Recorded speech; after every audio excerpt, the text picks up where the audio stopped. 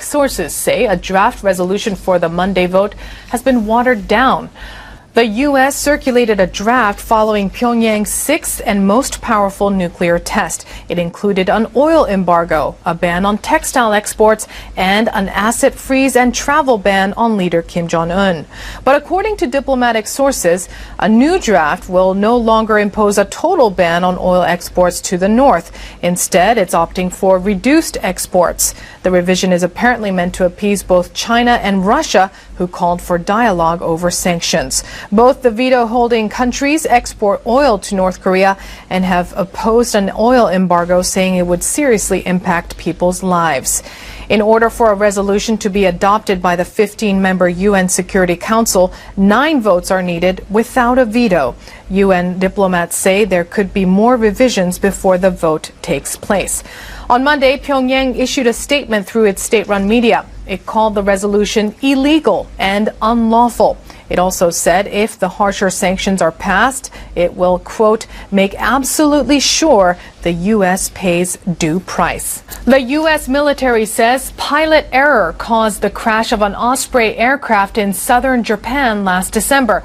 A final report on the incident was issued on Monday.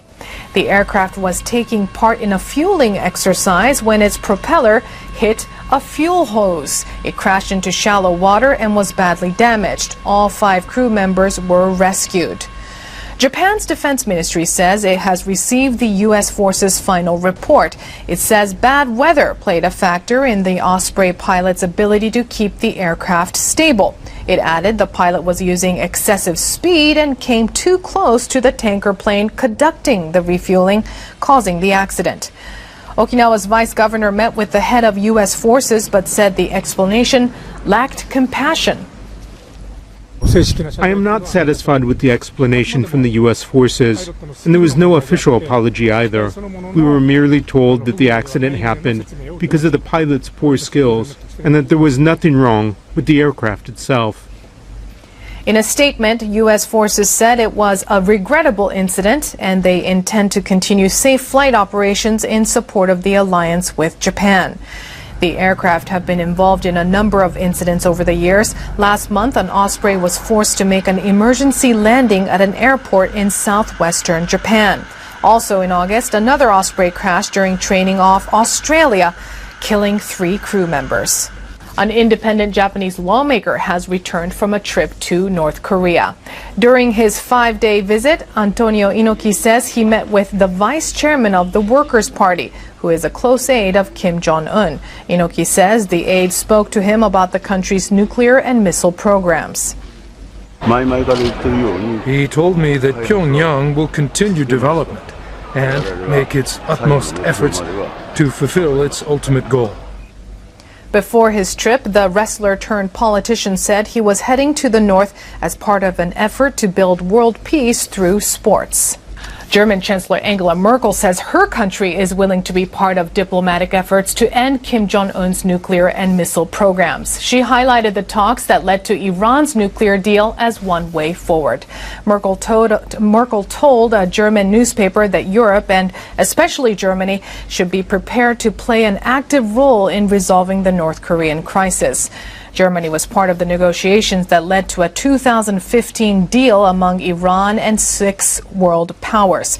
Iran agreed to curb its nuclear program in return for relief on international sanctions.